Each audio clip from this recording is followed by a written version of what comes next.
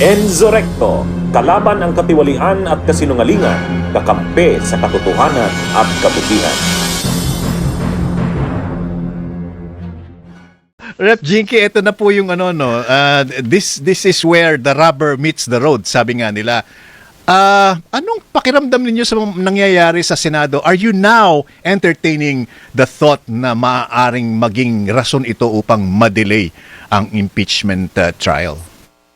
Ako, Peter, may tawag dyan sa Batangas nakakaligaw-gaw. Nakakaligaw ka. Oo nga.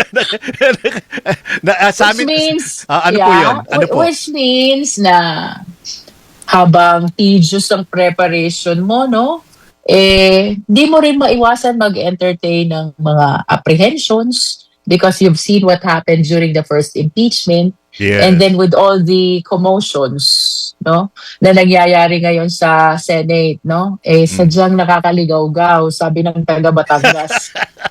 Ay. Ngayon ko lang narinig yung nakakaligaw-gaw. Ang alam ko sa amin, binabalisaw-saw. Ganon din yung pakiramdam Sa mga taga Manila, ang tawag yata doon, nakakakiliti, nakakakiliti. Okay. Pero mother tongue ng Batanggenya yan. Nakakaligaw-gaw, which means na hindi mo alam kung anong mararamdaman mo with what is happening in the Senate. But nonetheless, we are inclined to maintain our positivity because of the fact na ito po'y constitutional duty na binding hindi lang sa amin as prosecutors, binding din ito sa Senado, being the senator judges, At maliwanag po ang mandato ng konstitusyon, hindi convening forthwith. Ang mandato po is trial forthwith. At pag sinabi po nating trial, it means presentation of evidence which will result to a judgment of two only, either conviction or acquittal. Pero, Pong Jinky, hindi ba pwedeng sabihin naman ng Senado, teka, sandali lang, chill lang. Kasi na-constitute na namin yung Senado bilang impeachment court. At meron pa rin naman tayo, nasa window pa rin tayo naghihintay tayo ng yung response na manggagaling naman or comments na manggagaling sa prosecution after the Monday submission noong pong reply naman ni VP Sara. Okay, so you mentioned about the answer, So we confirm na natanggap natin yan last Monday, which is actually yung last day niya for the filing of the same.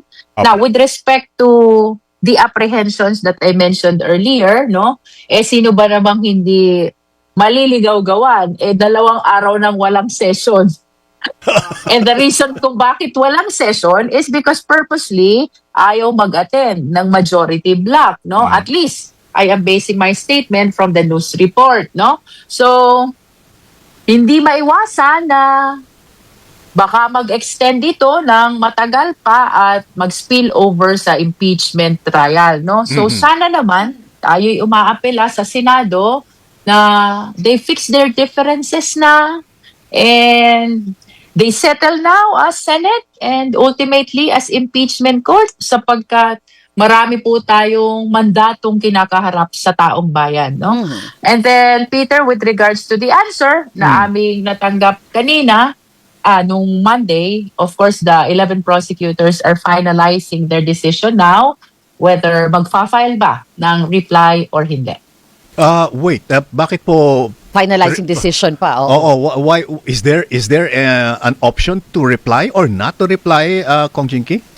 Definitely, Peter. Discretion yan ng prosecution kung magfa-file ng reply o hindi na magfa-file ng reply, depending on the answer submitted by the respondent Vice President.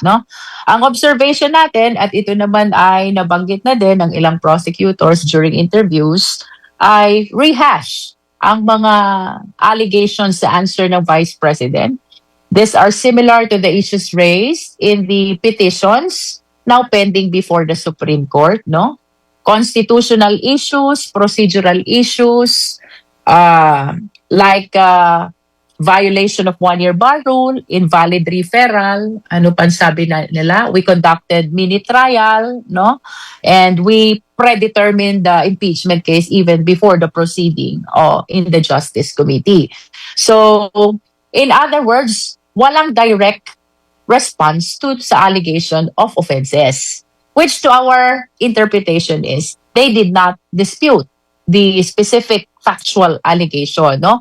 Having said so, pwedeng mag-file ng reply, pwede rin na hindi, no? But this is a decision which we will be finalizing this morning among the 11 prosecutors. Uy, flash report sa atin Kaya yun, nga, ha? akala ko pa naman may kahit isang malita kung Jinky na reply ang inyong prosecution team dun sa 5 na pinadala nila. Pero balikan ko lang din po yung Senate, no, and as a impeachment court.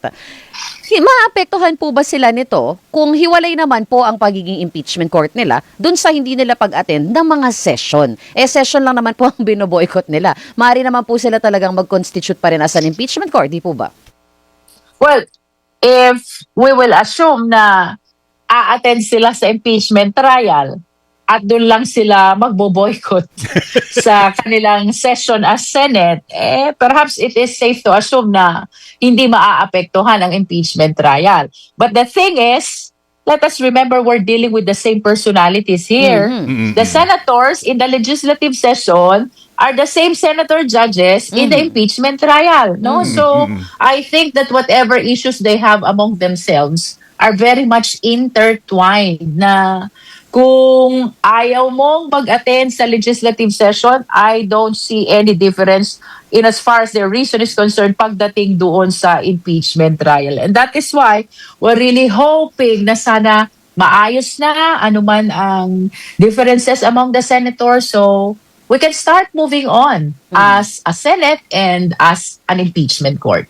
But the reasoning are askew lately, Kong Jinky, mahirap intindihin. Kaya po parang out of the box na lang din yung mga tanong natin at yung mga pag-wonder natin, what will happen next? Okay, balikan po natin yung, go ahead po. Yeah, so bagaman may mga nangyayaring ganyan sa Senado, no, Rika, sa part naman ng prosecution, tama kayo kanina, wala pa namang delay na ma-consider. Sapagkat yun namang lumabas na timeline from the news report, June 15 daw, filing of pre-trial brief. June 18, start of pre-trial conference. And then July 6, start of trial. Actually, malayo pa naman kung tutuusin. So we cannot entertain delay yet kasi wala pa naman talagang delay. Hindi lang talaga maiwasan ang apprehension because this is unprecedented, ha? Unprecedented na 2 session days na walang session, it's because walang quorum. That is very unusual, di ba? So, I hope na ma-fix na yan para we can continue to move on and address most especially itong timeline na nilabas sa news report. Sabi ng media, galing daw sa Senate, but to be very honest, to this date, wala po kaming natatanggap any official notice about the proceedings that will happen before the impeachment court, no? Bunyog, bunyog, halikan na kasama ka. Bunyog, kapag buklod ay may pag-asa. Luzon, Visayas, Mindanao, isa ang pananaw. Sa bagong Pilipinas ang bunyog isisigaw.